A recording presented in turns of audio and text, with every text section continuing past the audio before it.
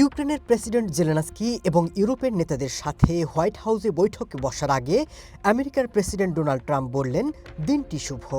এর পরপরই গুঞ্জন উঠেছে, তাহলে কি যুদ্ধ বন্ধের আভাস দিলেন ডোনাল্ড ট্রাম্প?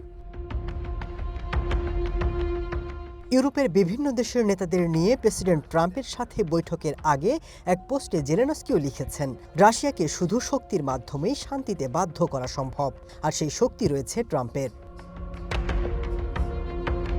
ওয়াশিংটনে ইউক্রেন ইউরোপীয় নেতাদের সাথে বৈঠকে বসার আগে ট্রাম্প তাৎক্ষণিকভাবে রাশিয়ার সাথে যুদ্ধ শেষ করতে কিয়েভকে ক্রিমিয়া ত্যাগ করার আহ্বান জানিয়েছেন।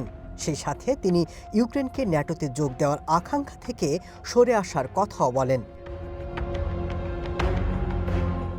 অবশ্য ডোনাল্ড ট্রাম্পের শান্তি প্রস্তাব সরাসরি প্রত্যাখ্যান করেছেন ইউক্রেনের president Zelensky.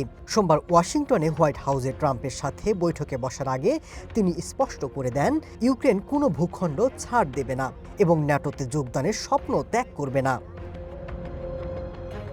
Masud Rana, one news.